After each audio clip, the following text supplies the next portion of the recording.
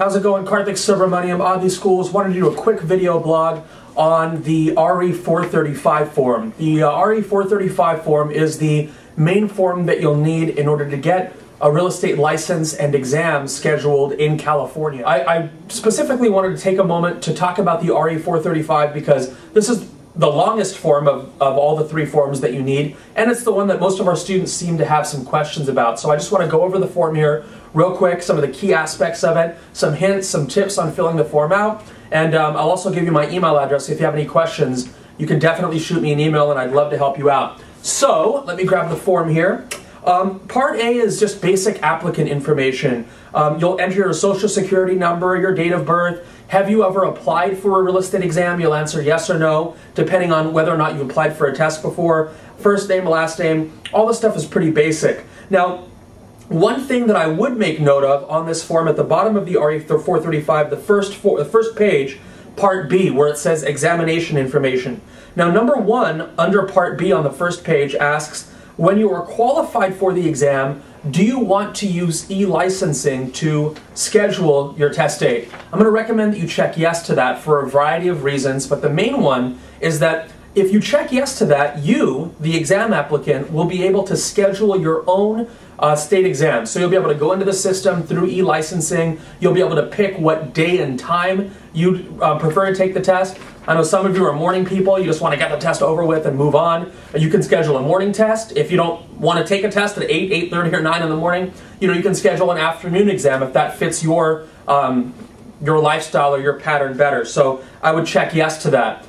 That's something that a lot of people have a question about. Should I use e-licensing? Definitely yes, yes, yes. Use e-licensing to schedule your test because, again, that allows you the flexibility once the DRE has processed your application to choose your own state exam date and time. Really cool. I would recommend checking yes to that. Another thing on the top of the second page where it asks about license information. A lot of students have a question about this. Should I check under number 1 at the top of page 2, initial working status? Should you check that you will be working in real estate at the time your license is issued, or will you not be working in real estate at the time your license is issued?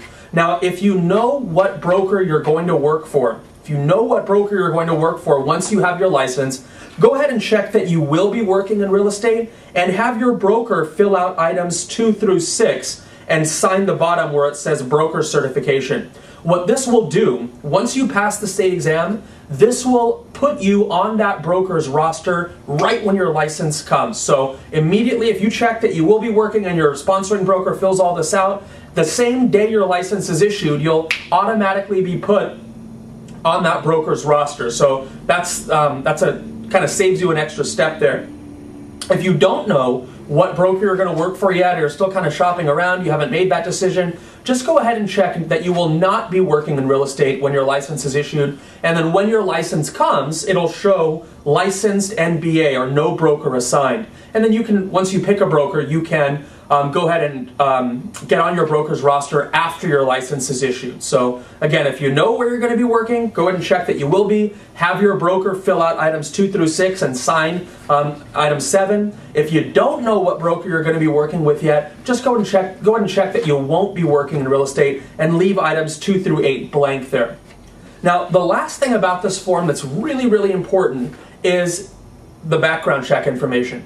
You absolutely 100% have to disclose everything on your record. So be completely truthful, be completely honest about all the information in letters D, and if you have background information or you have a little snag in your background, go ahead and put that on page 3 and specify the conviction to which your explanation is referring. At the top of page 3, you'll write down what happened. And one thing that I would definitely you should not do, definitely do not do this, is leave something in your background out, because of course they will find out. And even if it's been expunged, I have a blog post about this. Even if you have something on your record that's been expunged, it still needs to be written down on the RE435. So keep that in mind. Sometimes I get questions in class or over email about something in a particular student's background, and they ask, hey, is this going to affect my ability to get a real estate license? Will I still be able to get a license based on some background issue? I don't know. I mean, everything's on a case-by-case basis with the Department of Real Estate. But what I do know is that it'll be a much, much bigger problem if something does show up on your background and you haven't disclosed it on the RE435.